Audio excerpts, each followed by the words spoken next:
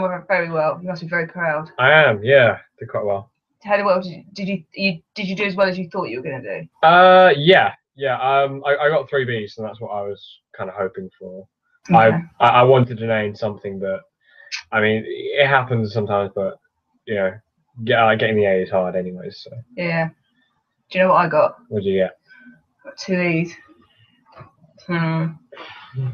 Anyway, I survived. Oh, well. I survived. Well, I mean, yeah, like you get through it. I have a house. I've got a business. Yeah, I got 2 businesses. I've got 2 businesses. It's not too bad. It's yeah, not too bad. Not too shabby.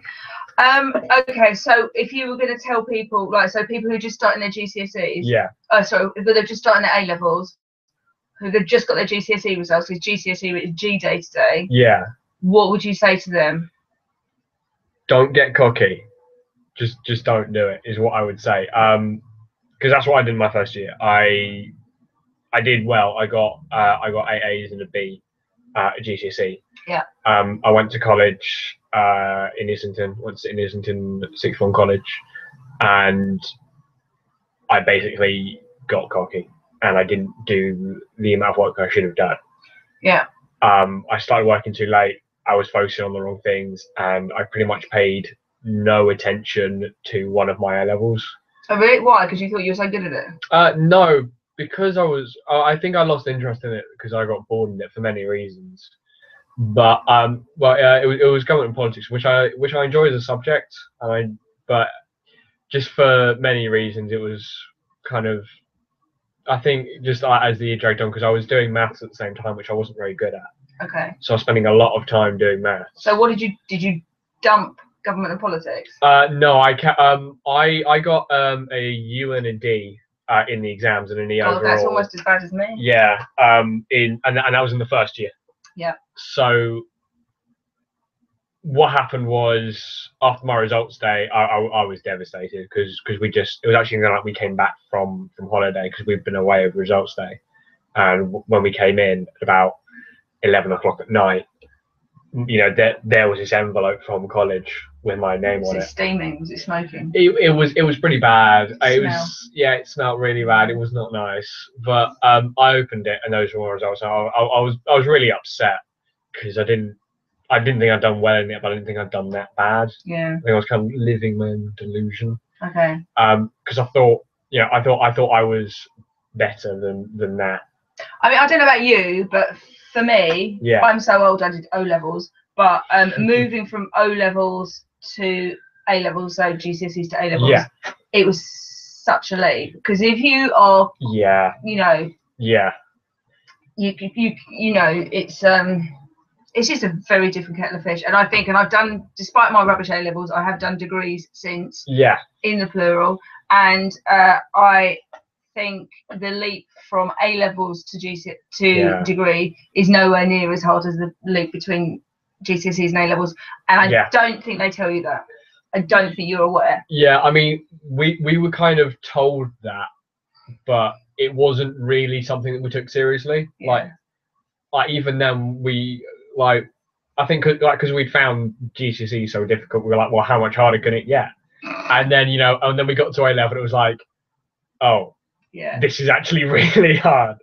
And I mean, I got to the end of that year, and thankfully, I mean, I think I was a bit of a one-off situation, but they let me resit my politics exams from the first year and take the second year.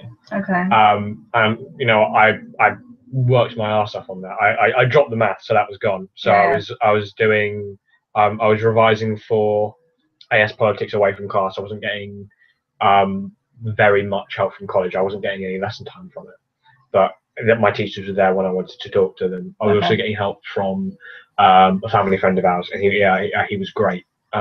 He was really helpful. Okay, so what would you say to students who are starting to think about going to college, confirming where they're going, and deciding what they're going to do, who are about to start the lower sixth, year 12?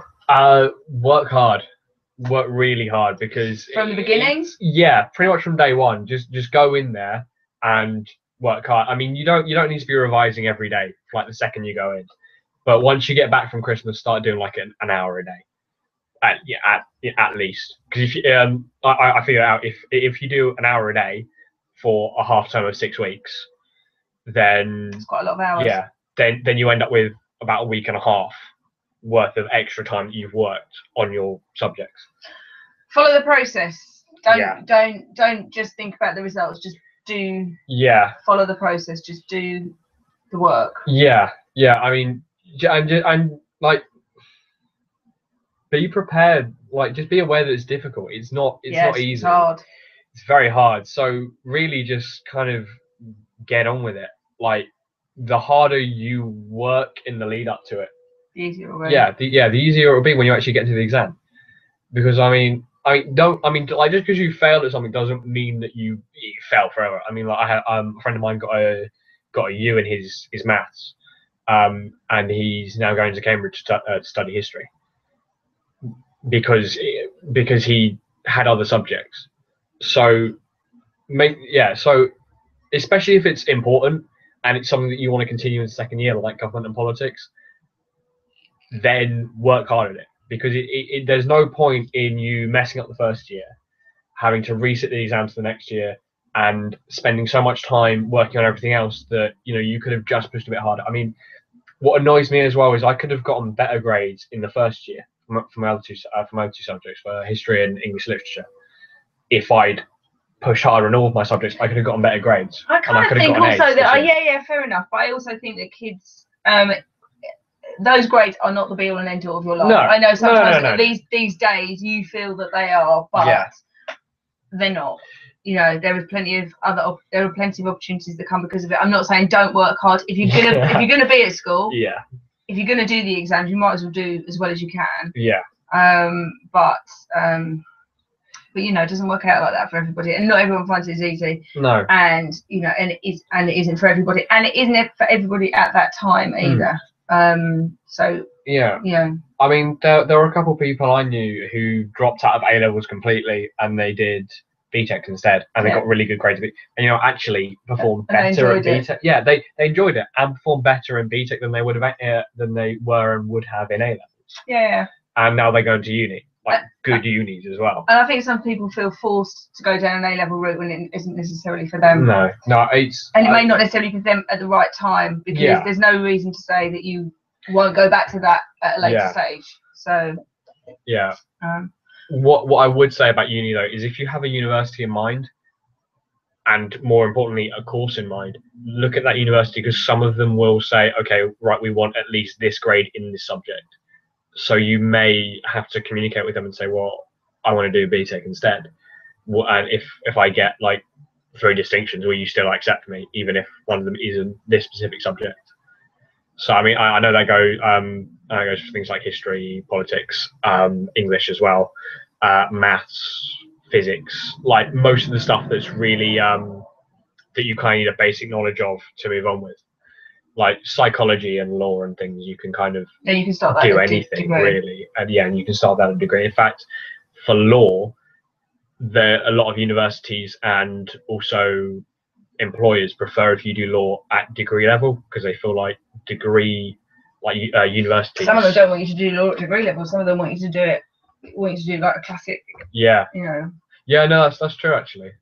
Anyway, that's enough information. Anyways, that's enough about that. So there you go. Edit that out. This is our first FMF broadcast. Yeah. We're quite excited. It's going to be quite heavily edited by me later on. Okay. Bye. Goodbye. How do we stop this? I don't know.